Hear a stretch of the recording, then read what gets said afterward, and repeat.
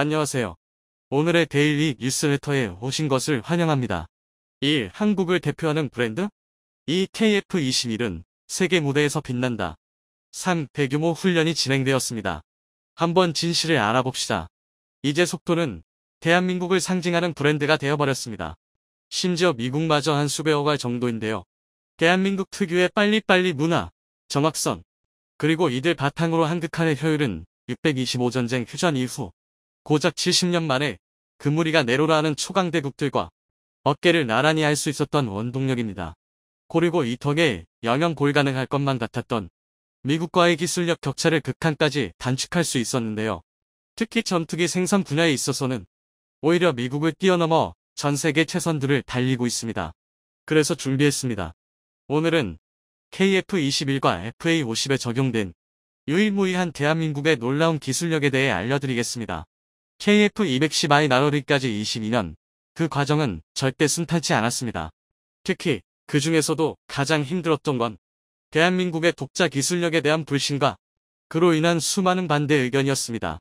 당장 지난 2022년 KF-21이 초보 비행에 성공하기 직전에도 독자 개발을 멈추고 외국 전투기 수입에 역량을 집중해야 한다는 보도가 나올 정도였습니다.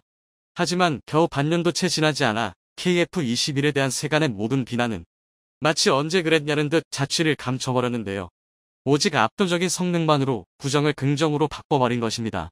더군다나 KF-21은 음속 돌파, 이사 레이더 비행 테스트부터 무전 분리 시험까지 모든 지표가 예상 밖의 안정성을 보이면서 조기 양산이라는 말도 안 되는 일에 도전 중입니다. KF-21이 대한민국의 기술력으로 만든 첫 번째 전투기라는 걸 생각하면 도저히 믿지 못할 만큼 높은 완성도인데요. 이는 전 세계 어떤 전투기 개발 사례에서도 찾을 수 없는 일입니다. 일례로 미국의 태평양 함대에 도전하기 위해 엄청난 자금과 인력을 때려 부으며 개발한 중국의 J-15는 시험 비행 단계에서부터 엔진과 비행 제어 시스템에서 온갖 오류를 일으키며 아예 양산 계획 자체가 엎어졌던 전적이 있었습니다. 이를 중국 정부에서 무리하게 밀어붙이며 부활시켰지만 지금도 전문가들은 극역 미달의 전투기로 J-15를 평가하고 있는데요. 비단 중국의 사례뿐만이 아닙니다. 영국과 독일을 주축으로 유럽 국가들이 공동으로 개발한 유로파이터 타이푼 또한 시험 비행 단계에서 항전 시스템의 이상, 전자전, 장비 작동 불능 등이 발생하면서 지금까지도 온갖 문제점을 떠안은 채 간신히 운용되고 있습니다. 이처럼 나름의 기술 강국의 전투기 개발에는 일가견이 있다 장담하던 나라들조차도 온갖 결함과 문제로 개발 기간이 엿가락처럼 늘어났던 것과 비교하면 대한민국의 KF-21은 기적이라는 말도 아까운데요. 심지어 KF-21의 조기 양산 소식이 전해지자 이를 접한 대다수 군사 전문가들은 지금 대한민국의 전투기 생산 속도를 고려하면 실전 배치 완료 일정까지 훨씬 앞당길 수 있을 것이라 분석하고 있습니다.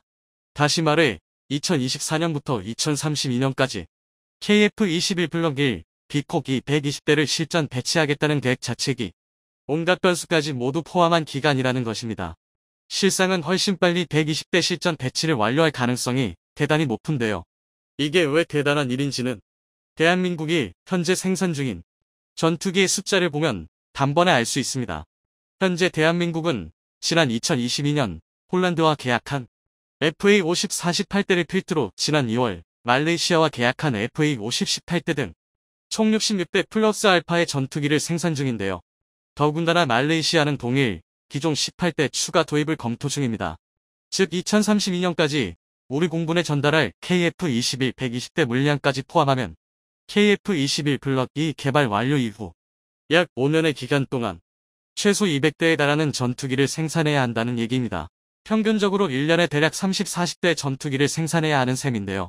이쯤이면 사실상 웬만한 나라의 전시상태 생산 물량과 맞먹을 정도입니다. 단적인 예로 유럽에서 가장 진보된 전투기라고 평가받는 라팔과 미라주의 개발국가 프랑스의 전투기 생산 능력은 연간 20기에서 많아야 30기에 불과합니다. 심지어 앞서 말한 유로파이터 타이푼은 이름만 대면 고개를 끄덕일 기술 강국 영국, 독일, 그리고 이탈리아와 에스파냐가 힘을 모아 개발함에도 양산 일정에 맞추지 못해 지난 2018년 생산 중단 위기에 빠지기도 했는데요. 반면 대한민국의 카이는 지난 2022년 기준으로도 연간 60대 이상의 전투기를 생산할 수 있을 것이라 내다보고 있습니다. 지금 현 상태로도 최소 물량의 2배쯤은 거뜬히 소화할 수 있다는 건데요. 극단적으로 비교하면 대한민국 하나가 유럽 3개국의 물량을 동시에 감당할 수 있는 것입니다. 여기서 끝이 아닙니다. 대한민국의 전투기 생산 능력은 전 세계에서 가장 많은 군용기를 운용하는 국가이자 전 세계 항공기 시장의 35%를 차지하고 있는 미국과 비교해도 절대 뒤떨어지지 않습니다. 실제로 미래 시장 정보 분석 기업인 포캐스트 인터내셔널은 2031년까지 총 3,855대의 전투기가 생산될 것이며 이 중 미국의 비중은 48%, 대수로 환산하면 1,800대에 달하는 전투기를 생산하리라 예측했는데요. 이를 통해 추정할 수 있는 미국의 연간 전투기 생산 능력은 평균 150대 수준입니다. 대한민국과 비교하면 2.5배 차이인데요. 얼핏 상당한 차이처럼 느껴지만 미국의 세계 3대 전투기 제조사가 죄다 몰려있다는 걸 생각하면 큰 차이도 아닙니다. 각 방산업체의 규모적인 측면에서 봤을 때 대한민국의 군용기 생산을 전부 담당하고 있는 카이의 연간 생산 능력이 록히드 마틴, 보잉, 노스럽 그루먼의 생산 능력을 이미 추월한 상태입니다. 게다가 카이는 FA-50의 유일한 약점으로 지목되었던 짧은 항속거리를 개선한 단자형 모델 F-50 개발을 발표하면서 향후 2032년까지 미국을 포함한 전 세계 방산 시장에 무려 1,000대에 달하는 FA-50 계열 전투기를 판매하겠다고 포부를 밝혔는데요.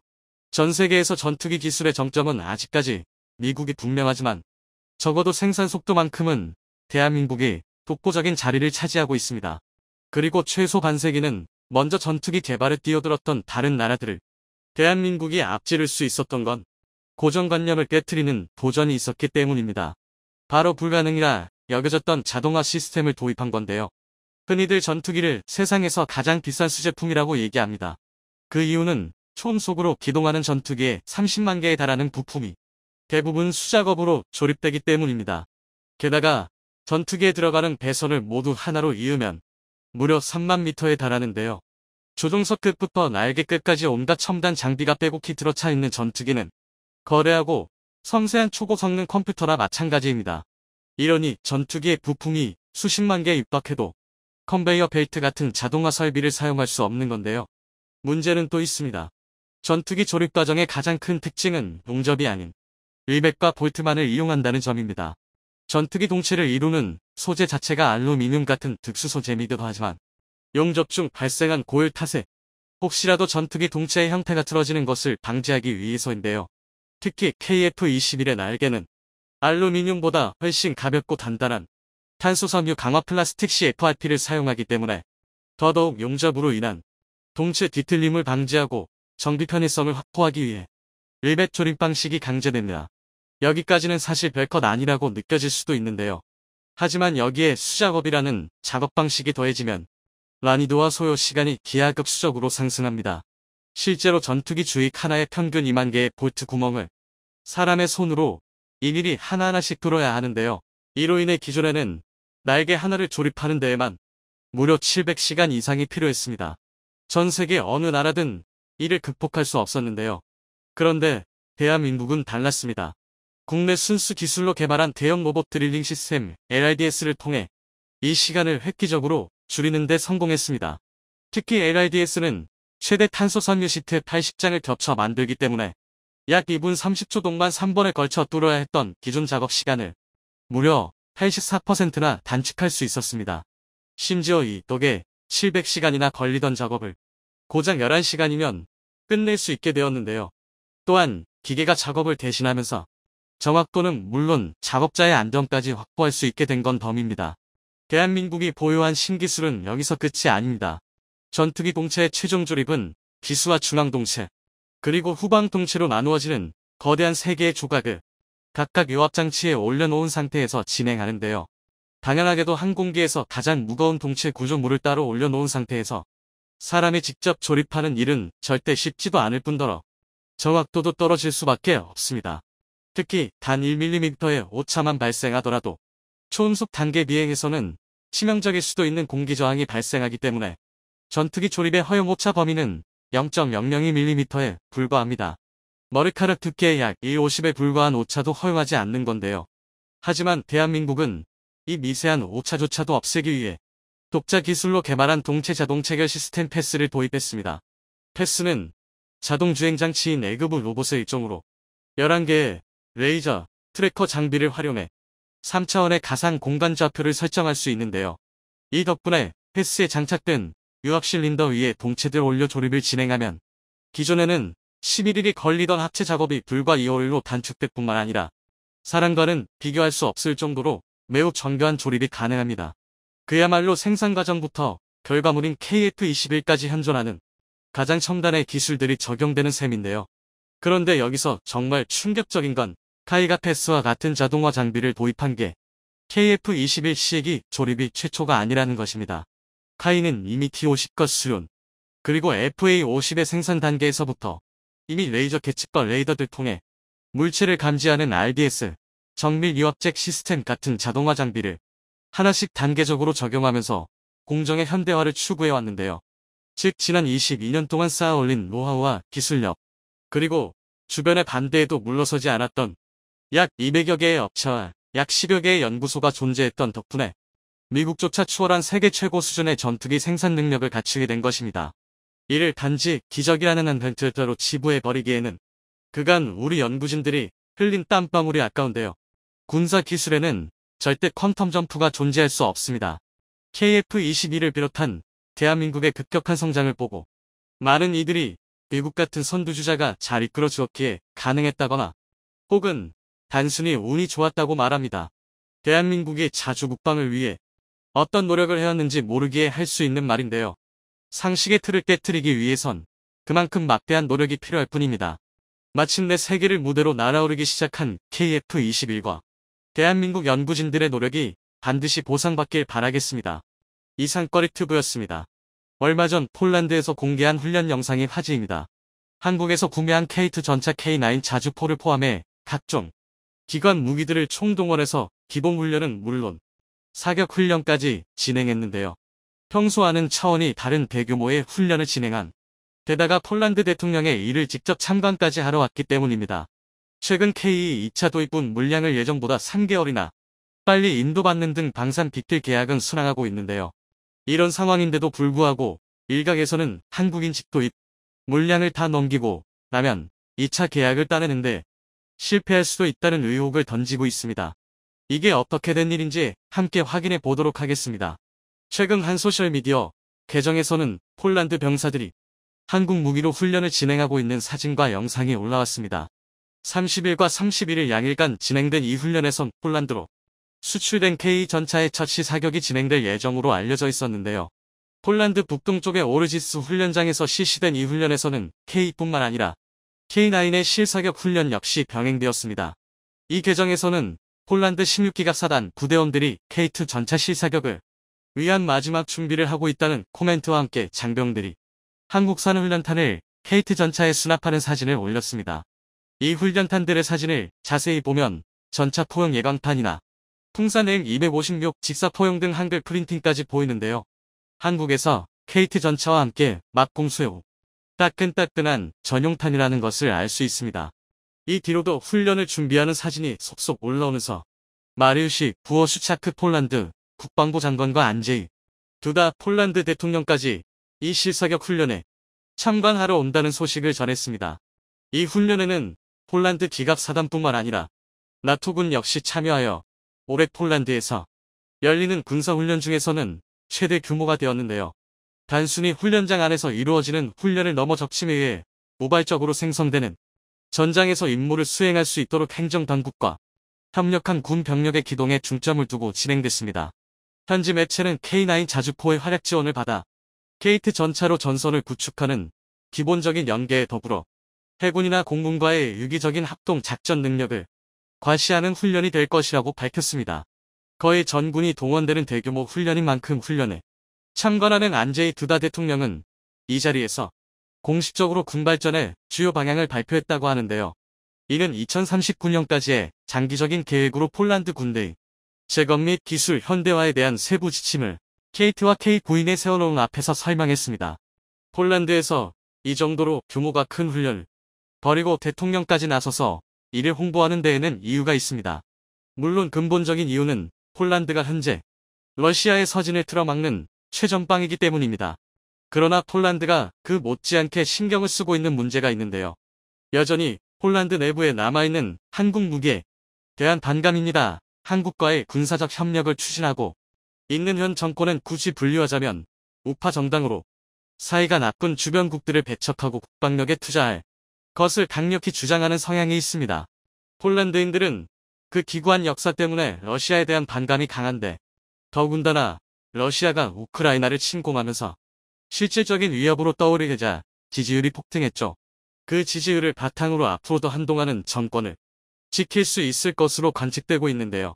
문제는 이에 동의하지 않는 야당 지지자들도 적지 않으며 같은 우파 내에서도 한국이라는 외세에 너무 의존하는 것이 아니냐는 목소리가 나오고 있다는 것입니다. 게다가 한국 무기가 들어오면서 시장을 빼앗긴 폴란드 내 유럽계 방산 관계자들도 이들의 목소리에 힘을 보태고 있죠. 이들은 지속적으로 한국 무기를 의심하는 언론 플레이를 해오고 있는데요.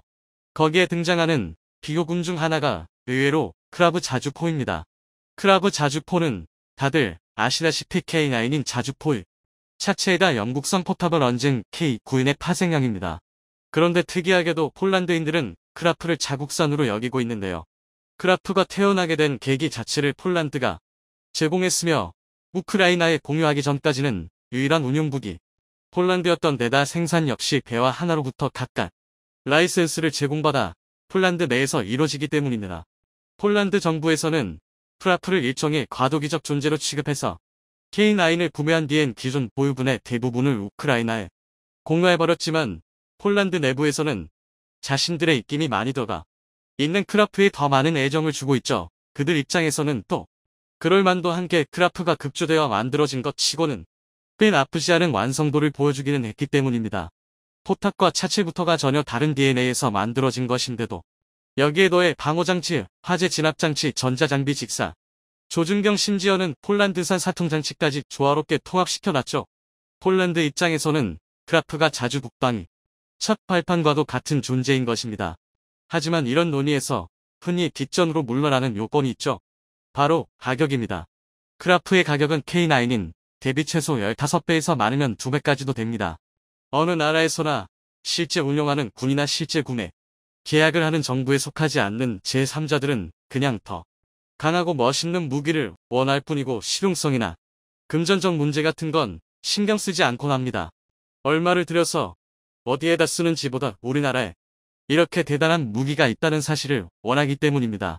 그런 사람들이 폴란드에도 있었고 이들의 목소리가 폴란드 내 방산 관계사들의 언론 플레이를 통해 증폭되면서 마치 이게 폴란드가 당장 목전에 두고 있는 심각한 문제인 것처럼 비춰지는 것인데요. 이런 분위기가 언론에 보도되고 한국으로 전해지면서 다소 하전되어 심지어는 K9의 2차 계약이 무산될 위기에 처했다는 루머까지 퍼졌습니다. 이는 내용이 자극적일 뿐이고 현지의 일부 여론 외에는 별다른 근거가 갖춰지지 않은 엉터리 주장입니다. 당장 크라프의 포탑은 B사에서 단종시킬 예정이고 하나도 현지에 생산 기지가 생기는데 굳이 크라프의 차체 라이센스를 별개로 유지해줄 이유가 없습니다. 이들의 주장대로 K9의 2차 계약이 물거품이 되고 폴란드가 앞으로도 크라프를 사용하려고 해도 자기들끼리는 만들 방도가 없는 것입니다. 이 문제들을 해결하는 논거가 없다면 폴란드가 K9 계약을 폐기한다는 주장은 그냥 폴란드가 자주포 없이 러시아와 맞선다고 하는 것과 마찬가지입니다. 코앞의 침략자 때문에 국가의 명운이 경각에 달려있는 폴란드가 그런 말도 안 되는 선택을 할 턱이 없죠. 당연히 이런 루머가 퍼지든 말든 폴란드와의 협력은 순조롭게 진행되고 있습니다. 지난 3월 초에는 케이트 전차의 현지 생산업체가 선정됐습니다. 레오파르트 시리즈의 창정비 및 개량 차를 현 장갑차의 생산 경력이 있는 폴란드 현지 군수업체 WZM사가 선정됐는데요. 이를 기념하는 자리에는 마리우시 부아슈차크 국방장관을 비롯한 폴란드 군의 핵심 인물들이 동석하기도 했습니다. 그리고 이 자리에서 케이트 전차가 시간이 지남에 따라 폴란드뿐만이 아니라 더 많은 나토의 군대에 판매할 수 있을 것이라 확신한다며 공개적인 지지 선언을 하기도 했죠. 지난주에는 북동부 벵고르 제보에 주둔하고 있는 제11포병연대에서 K9 자주포의 운용자 교육이 진행됐습니다. 개발사인 하나 에어로스페이스의 직원들이 직접 부대를 찾아 폴란드 군인들에게 2주 동안 K9인의 운영 및 유지 보수 노하우를 하나부터 열까지 가르쳐줬다고 하죠. 여기 참여한 한화에어로스페이스의 개발자들은 여독과 경로로 지쳐서 초췌한 낯빛을 띠고는 있었지만 폴란드 포병들을 바라보는 눈빛만은 빛나고 있었습니다. 폴란드는 현재 한국 외에도 미국 등 여러 나라에서 무기를 사모으고 있는데 지금으로선 한국만큼 순조롭게 납품이 지켜지고 있는 나라가 없습니다. 폴란드 측에서도 어느 정도의 지연은 감안하고 있었던 터라 한국의 철저한 납기 준수는 폴란드 군이 생각보다 여유롭게 전력을 확충할 수 있는 계기가 되었습니다. 폴란드는 올 8월 미국으로부터 구매한 에이브람스 전차가 인도되면 비로소 육군의 새로운 전차 병력 편제가 가능해집니다. 그래서 8월 15일에는 폴란드 육군의 날에 맞춰서 에이브람스와 K2, K9까지 참여시켜 기갑 전력을 과시하는 열병식을 열겠다고 밝혔는데요. 열병식 후 얼마 지나지 않아서는 에어쇼를 개최해서 한국으로부터 최초로 인도받은 FA-60GP가 폴란드 공군 라운데를 날개에 새기고 첫 비행을 선보일 예정입니다. 한국과 맺은 계약이 위태롭다면 이런 계획이 세워질 턱이 없겠죠. 이번에 폴란드가 대규모 훈련을 하면서 국방부 장관 등 유력 인사도 모자라서 대통령까지 등판에 참관에 나선 것은 이러한 자잘한 논란을 종식시키기 위함이라는 분석도 있습니다. 멀쩡하게 잘만 진행되는 사업을 흔들 만한 목소리를 직접 나서 철회하겠다는 것이죠. 최근 들어 놀라운 성장을 보여주고 있는 한국. 방산하지만 이렇게 장사가 잘 되다 보면 이처럼 그것을 시기하고 끊는 무리도 생기기 마련입니다. 하루아침에 나타난 한국 한태 시장을 죄다 빼앗겼는데 자기들은 품질의 한계로 한국과 경쟁도 못해보기 때문에 꿀이 날 만도 하죠. 폴란드에서의 이런 논란은 시간이 지나면서 폴란드의 K2와 K9인의 생산시설이 자리잡게 되면 자연히 종식될 것입니다.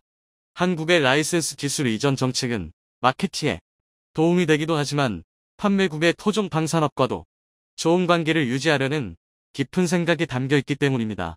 무기를 거래한다는 것은 다른 의미로 말하자면 군사 동맹을 맺는다는 것, 기술 유출의 우려가 꾸준히 언급되는데도 한국이 무기 수출국한테 적극적으로 라이센스를 추천하는 것은 동맹의 민심을 등지지 않으려는 대보인 것이죠.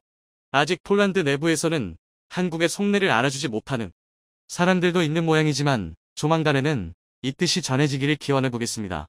미국의 반도체 지원법이 통과되면서 미국 기업 및 해외 기업들이 속속 미국 내 투자를 약속하자 반도체에 대한 모든 것을 움켜쥔 듯이 고무되어 떠들고 있지만 그것은 거대한 착각에 지나지 않는다고 뉴욕타임스의 MIT는 예측했습니다. 뉴욕타임스의 MIT는 돈만 쏟아붓는다고 해서 원하는 일이 성사되지 않는다 고 하면서 반도체 지원법이 겉으로 보기엔 대단한 것처럼 보이지만 실제는 미국의 대규모 반도체 옥성 투자 정책에도 불구하고 공급량 해소의 근본적인 원인은 해결된 상태가 아니기 때문에 여전히 한계가 있다는 것입니다. 기술 인력 확보 같은 현실이 뒷받침되지 않는 상태에서 정부의 지원과 외국 업체에 의지하는 한 미국 내 반도체 발전 기대할 수 없다는 것이고 따라서 장밋빛이 아니라 근본적인 문제를 풀지 않는 한 불확실성의 연속이라고 지적한 것입니다. 미 반도체 산업협회 시아에 따르면 미 전역에서 35개 이상이 미국 및 해외 반도체 기업이 미국 내에서 반도체를 생산하겠다며 2천억 달러 약 252조 6천억 원 투자를 약속한 것은 제2차 세계대전 이후 최대 규모 제조업 투자라고 NYT는 보도했습니다. 투자 금액은 텍사스, 애리조나, 뉴욕 등 15개 주주에서 23개, 신규 칩 공장 준공 및 9개 공장 증설, 업계에 장비 소재를 공급하는 기업들의 투자 등에 투입될 예정이라고 했습니다. 그런데 이 같은 투자권은 대부분 연방과 주정부의 지원금에 우선 무게를 두면서 얼마의 지원금이 나오면 그에 더해 투자하겠다는 것이지 반도체 관련 기업들이 스스로 투자하겠다는 것이 아니라는 것입니다. 또한 기존의 확장 계획이나 관리 비용이 투입되는 것까지도 새롭게 투자하는 것처럼 부풀리고 있다는 지적도 있습니다. 정부에서 반도체 관련해 대규모로 지원하겠다는 정책에 편승하겠다는 그 뒷면을 자세하게 보라는 의미입니다.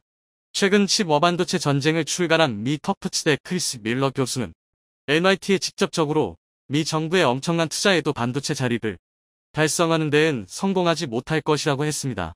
그 이유로 반도체 공장을 준공하는 데만 수년이 걸리는 데다가 미국 내 공장이 가동되더라도 이들 공장에서 최첨단 반도체가 생산되지 못할 가능성이 크고 미국 내 생산을 뒷받침할 인력도 부족할 가능성이 크다는 분석안을 내놓았습니다. 시아가 미국의 반도체 산업 대규모 투자로 반도체 생산 기업 및 공장에서 27만 7천 명의 반도체 인력 수요를 창출할 것으로 보고 있다고 했지만 NYT는 지나치게 낙관적이라고 지적하면서 반도체 공장은 기술자 및 화학공학과 같은 분야의 숙련된 과학자가 필요한 것이지 아무나 고용해서 생산을 하는 게 아니다고 했습니다. 당장 반도체 업계 전문가들을 대상으로 한 설문조사에 따르면 과학자 및 엔지니어 부족이 가장 어려운 과제 중 하나라고 고충을 토로한 부분을 예로 들었습니다. 따라서 기술 인력 부족으로 인해 미국 반도체 자급자족 노력에 제동이 걸릴 수 있다. 고 NYT는 꼬집었습니다. 미국이 반도체 지원법에 투자하는 돈이 68조 원이라고 하면서 미 정부의 엄청난 투자라고 하는데 한국의 2개 기업이 투자하는 수백조 원의 비용과는 비교도 안 됩니다. 이런 것이 착각을 불러일으키는 요인입니다. 더구나 미국에서 68조 원을 투입한다고 해도 이는 한국에서 투자하는 10조 원 정도와 비슷할 것이라고 봅니다. 워낙 미국은 비효율적이기 때문입니다. 한국에서 연봉으로 1억 원을 받는다고 하면 대단한 고액이라고. 하지만 북미에서 특히 캐나다보다 미국에서 연봉 8만 불 정도는 웬만한 직장인이 받는 금액입니다. 한국에서 연봉 1억 원을 받을 정도의 고급 인력 정도 되면 미국에서는 수십만을 정도 되고 밀리언 정도의 봉급을 받는 임원들은 숱하게 많습니다. 그렇기 때문에 한국과 미국에서 잡는 예산이나 집행 비용은 크게 다를 수밖에 없습니다. 항상 말씀드리는 것처럼 한국에서 10조 원이 필요하다고 하면 미국은 100조 원을 책정하는 것 같은 이치입니다. 68조 원 결코 큰돈이 아닙니다.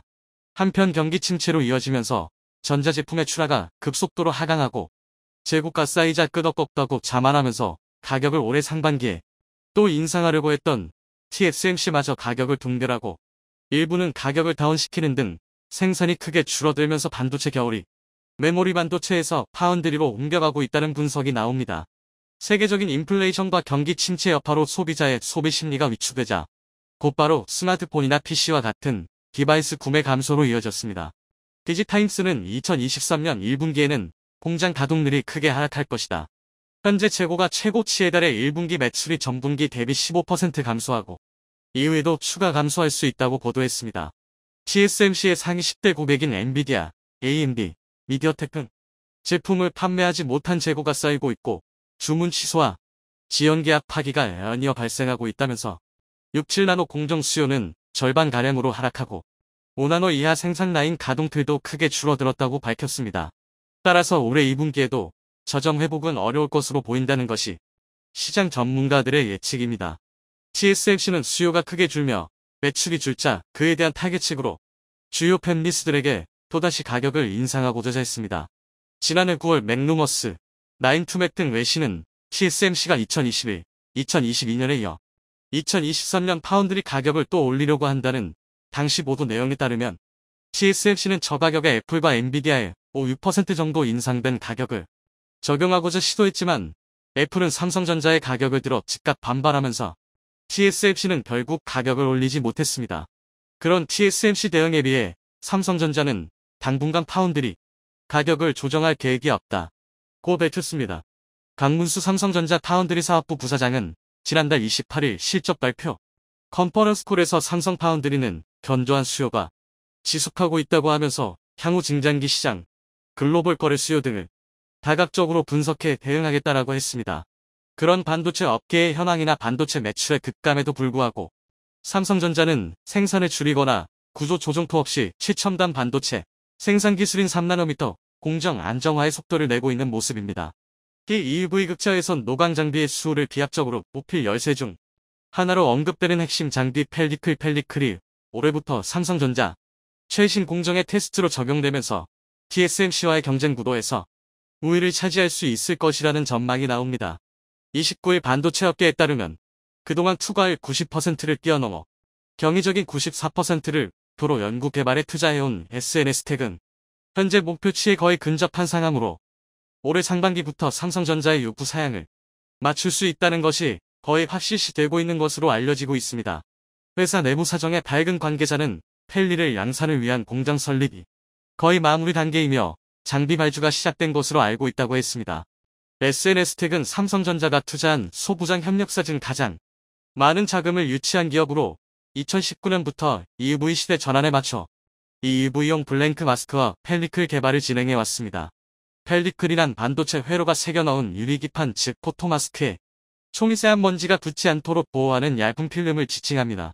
호흡을 하면서도 미세먼지나 해로운 물질을 흡입하지 않기 위해 마스크를 쓰는 것과 비슷한 원리입니다. EUV 공정에서 펠리클의 유무 차이는 상당히 큽니다. 반도체 업계 관계자는 EUV 노광 공정은 매우 섬세한 과정인데 특히 회로가 그려지는 포토마스크의 오염이 수울 저하의 큰 원인이 된다고 했습니다. 특히 반도체 회로가 그려지는 포토마스크의 가격이 개당 수억 원을 넘나들기 때문에 투과율이 높은 펠리클을 사용한다면 수울 자체를 끌어 올릴 수 있기 때문에 전체적인 생산 비용을 줄일 수 있게 된다고 설명했습니다.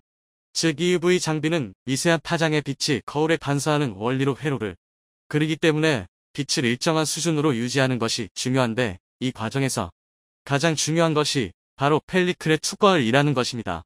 삼성전자는 이런 광원 손실을 최소화하기 위해서 80%가 아닌 펠리클 투과율의 한계를 깬 90% 이상을 주문해온 것으로 알려져 있습니다.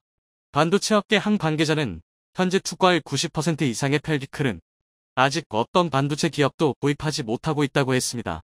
TSMC도 낮은 생산성을 감수하면서 어쩔 수 없이 80%대의 투과율을 가진 펠리클을 사용하고 있다며 삼성전자의 협력사가 투과율 90% 이상의 펠리클을 적용할 경우 TSMC와의 경쟁에서 더욱 유리한 고지를 점할 수 있을 것이라고 전망하고 있습니다. 자, 오늘도 좋은 하루 보내시기 바랍니다. 감사합니다.